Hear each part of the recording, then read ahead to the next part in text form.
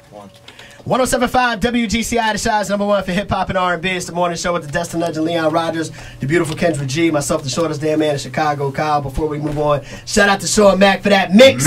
You know what I mean? Max holds us down every day. He'll be back Monday morning at 8 a.m., all right? Let's keep it moving, man. No headlines right now because we have far more pressing matters to deal with. And somebody that's been in the headlines a lot yesterday, today, even Superintendent Eddie Johnson is hanging out with us this morning. Good morning, brother. Good morning. How you feeling? I'm sleepy. I bet. I know you've been dealing with a lot. You know what I mean? Everybody's seen you all over the news dealing with this case with Jussie Smollett. So thank you for taking the time just to hang out with us this morning. No problem. Thanks for having me. Absolutely. One of the questions that's always top of mind when it comes to this situation is people are a little confused about how this particular situation gets so much attention from the police department, and they have other issues they feel like should get more attention in the city. That's a fair question, but I'll say this. It didn't get more attention from the police department. It got more attention from the media. You know, whenever we investigate a hate crime, we put the same resources into each investigation. It's just that typically our investigations aren't scrutinized so much in the media, so that's where all the attention came from. And you know, there's some erroneous numbers out there about how much we actually put into it. We devote the same amount of resources to all the cases that we did this one. And I want you to keep in mind too, you know, when detectives are investigating a particular case, you have a couple of lead detectives that actually reconcile everything. But they get help from, you know, other detectives that have specialized skills like, you know, video retrieval, analyzation, and things of that nature. So you might have 15 detectives that actually touch the case, but they're not working on it around the clock like people think. Right. I want to, first and foremost, your press conference was everything. Like, I was so proud because I feel like the first line that you said, and you said it to the media, I wish that the unsolved murders in Chicago would have received the same type of attention. And I think that was so necessary because that's the one thing I think we've been hearing the most. We even had a mother on the show yesterday who says that, you know, her son died 9 years ago and no detective have ever reached out to her. So it's like we know that there was camera footages with Jussie and that kind of helped to lead whatever information was solved. But in the south side of Chicago, do we have cameras there too? Like, are those cameras also being utilized to, you know, get to a solution in the unsolved murder cases? Absolutely. You know, now it's no secret that our downtown area is more heavily saturated with cameras, but keep in mind too, a lot of the camera footage that we retrieve from the downtown area is private video. You know, so we have a good supply of cameras on the west and the south sides because those are some of our most challenging areas. The difference is our residential areas and our business communities on the south and west side might not have the camera capabilities that the downtown area has. But as far as CPD goes, yeah, we have quite a few cameras on the south and west sides, and we put the same amount of vigor into reviewing that footage also. But one of the biggest differences is, you know, the camera footage is good. It doesn't capture a particular incident all the time, and absent that video footage, we need people to give us certain types of information. And I'm happy you said that because I think that's the difference in this case. You had the two witnesses that came forward and gave a lot of information. So how important is it for witnesses when we have the unsolved murder cases to come forward? It's very important because, you know, I just want to throw this out there to folks. You know, we get asked a lot of questions about the clearance rate, and I can tell you this. We probably identify individuals that we think probably committed these crimes in about 70 to 75% of these particular cases. The issue is we need the public to come forward and be willing to testify at court when they see different things. And I give you a perfect example. You know, like Kiera Coles that went missing last October 4th. We need people that saw something to give us that information. We are still very actively working that case with our federal partners and local partners. So that case is still very active. A lot of people have been talking about that too. And Kiera Coles is the post office worker that went missing last October. Correct, correct. So that case is very active, but the difference is sometimes we need a person to fill in that gap and give us that last piece of information that we need to present the evidence to the state's attorney, because ultimately our job is to collect the evidence and identify the witnesses. The state's attorney is the ultimate authority in terms of approving those charges. So they scrutinize all the evidence that we give to them, and they make the decision on whether or not we're going to go forward with charging. Superintendent Eddie Johnson from Chicago Police Department is hanging out with us in Chicago. You're not going anywhere just yet, right? Not yet. Hang out with us for a little bit longer. Chicago, don't go anywhere. We'll be right back. We have more questions for the Soup coming up. Right now, let's take a break, check traffic. All right, we got 107.5 WGCI, the Shine's #1 for hip-hop and R&B. You know what it is, Chicago, the Destin legend Leon Rogers, beautiful Kendra G, shortest damn man in Chicago, Kyle, I'm in the building. Superintendent Eddie Johnson is still hanging out with us this morning, man, giving us some insight on what's going on with the Chicago Police Department. There's been a lot of conversation about you guys, especially the last couple of days with the Jussie Smollett thing. Soup, I just want to ask you a question, man. Shift the mode. Do you have a room or office where you can go into and be like, mother? All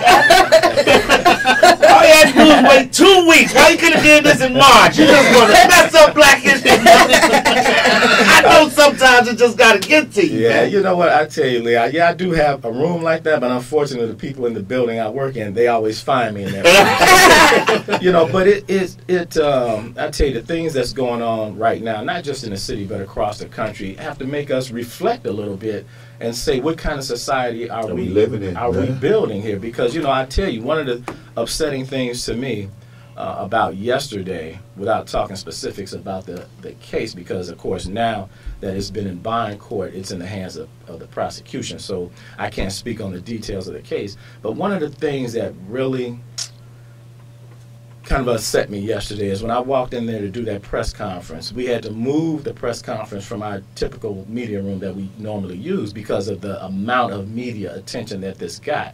And it just made me wonder when I was standing up there looking at him. We had a 1-year-old baby shot. And it didn't receive near the media attention or scrutiny that this case did. You know, and that's alarming, because the people that really deserve the attention like that are the victims of these this violent crime that we have across this city. You know, those are the individuals that actually deserve all the attention that this particular case got yesterday. So that was a little upsetting. Okay, now, Soup, I'm going to keep it 100 with you. You know you my man. But, like, when Buddy got shot, your good friend got shot right down here downtown, the commander, right? Right.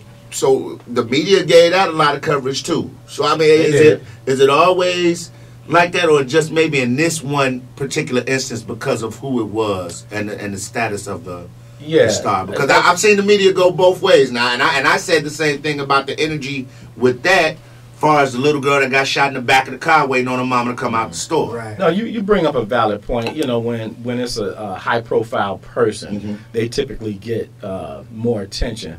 But I think that my frustration is, you know, believe it or not, we do work hard at solving these cases, you know, and it's a frustration because some of that media attention we could probably use to bring victims or information for witnesses, you know, because people don't talk or give out information for a litany of reasons. You know, let's face it, one of the reasons that the trust between the police and those communities have been fractured.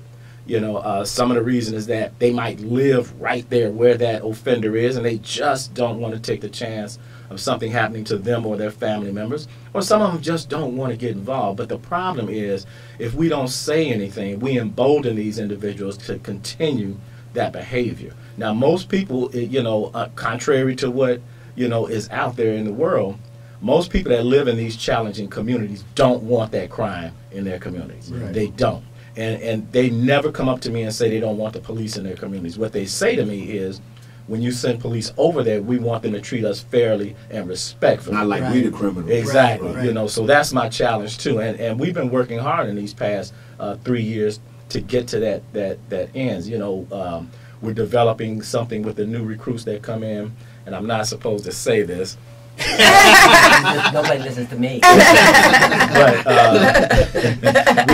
we really want to pair them when they first get out to these districts, pair them with community leaders and let them go around with them for a week, and then ask those community leaders, is this person, do you think this person is ready to be a Chicago police officer? Superintendent Eddie Johnson hanging out with us. We got to take a break real quick. When we come back, you touched on the trust between the police and the community, and I really have a question about that specifically when we come back. So you're not leaving just yet. We hold on to you a few more minutes. All right, Superintendent Eddie Johnson hanging out with us, Chicago. Don't move. You know what it is. It's the morning show, WGCI. 107.5 WGCI, the Shines #1 for hip hop and R&B. Leon Rogers, Kendra G, myself, Kyle, Superintendent Eddie Johnson is hanging out with us in the studio, talking about all of this aftermath, so to speak, of this Jussie Smollett situation. Before we went to break, you spoke on it and you mentioned it before. It's not an old topic. It's about some of the distrust between the police department and, of course, the community. Now, you personally, Soup, man, I believe you. I think you're a genuine dude. I like you as a person. You know what I mean? Like, when you speak, I'm like, yo, I think he's speaking from the heart and it's truthful. I do have a general distrust for the police department. You know what I mean? So when people are looking at this case, and I'm not asking about details, I know you can't speak on it, but it looks as though Jussie Smollett is claiming his innocence, the police department, and your investigation says something else. If I'm a person in the community, how do I know who to trust? How do I know who to believe? Okay, that's fair. So here's the deal. The job of the police department is to gather the evidence and present the case to the state's attorney, who ultimately decides whether or not to charge someone with a felony. Mr. Smollett deserves the presumption of innocence right now. All we do is present the facts. That's why you get your day in court. So today, he deserves the presumption of innocence. And, you know, at the end of the day, once it goes, if it goes that far, then all those facts will come out in court, and then you make your decision from there. Right. Understood. I love you, Mr. Johnson. No, I just want to know, because I'm going to say this, because first of all, you know, there are a lot of media outlets, but I do feel like GCI, we are the media outlets for the African-American people of Chicago. And, you know, you came on our show this morning because of the main consensus, like, well, the main comment of, well, detectives worked hard for this case and they don't do anything for unsolved murders, and you came here to speak on that. And I think that is real, you know, because you didn't have to get up this early in the morning and come talk to the people, because that's what black people feel in Chicago right now. They're mad about that. They're mad that he has so many detectives dedicated to an assault when we have kids that are dying and they feel as though they're not getting the same. Yeah, and that's a fair outlook on how things are. But I can assure you, we put the same amount of resource. It's just that it doesn't get the media scrutiny that this particular case gets. And I would tell you all this. Listen, the distrust in the black community with the police department, I've lived in the black community my whole life, you know, so I know what that feels like. You know, when I was a teenager, you know, I was approached by some white officers, and it didn't go well. I just put it like that. Right. So that feeling is real. You know, I'm acutely aware of the distrust and how we got to that point. So now we have to try to fix that. And in the last 3 years, we've been working hard to do that. But you have to understand, this trust is decades long in the making. Right. So it's not going to be fixed overnight. And it can be broken with one thing. Quickly. Whatever you build up, one thing can break it down back to ground zero again. That's exactly right. But I'll tell you, Kendra, I'm glad you brought this up, because one of the problems that we have, not just with the community to police, but police with the community, is we have to educate ourselves on how both sides operate. Right. You know, we have to educate these police officers that aren't accustomed to certain cultures. We have to better educate them on what that is. But at the same time, we have to do a better job as the police department of educating the public as far as how we do things. And that's why I like for community groups to come in to actually see what we're doing, you know, because we do give the same amount of vigor to these other investigations. As I said, the problem usually is finding that one witness that will give us that last piece of information we need to bring those charges to the state. I like how he did that. See how cool he was? He said, what we have to do is, i.e., I would have said, stop putting scary white boys over here in the middle of everything. That's what, you know. Before you go, one last serious question. There's probably a mom driving right now or going to work listening to us on the radio, and she might have an unsolved murder case. How does she get more awareness? Like, does she need to call a different detective if she feels like her detective is not working her case strong enough? Like, the people that have unsolved cases, what do they need to do to get more vigor to their case? So this is what you do. If you're not getting information on I would say at least a monthly basis on incidents that's happened in the past, first thing I would do is call and ask for their supervisor, not another detective, right, but a sergeant or a lieutenant. And I hate to say this, my staff is going to kill me, but people do it all the time. If you don't get satisfaction with that, call my office. Call my office. And once I get that information, I had somebody email me the other day, and I got the detectives right on it, you know. So because I believe that these people deserve to know what's going on with that case, even if we have to tell you, look, we have no new leads, but we're still looking at it. But unfortunately, there's nothing new. If you get some information, give it to us. So they deserve that communication. They do. So if you have to call me, that's fine. I'm okay with that. Superintendent Eddie Johnson, man, we appreciate you for taking the time to come hang What's out up, with brother? us. The door is always open. You ever need a translator? I'll be your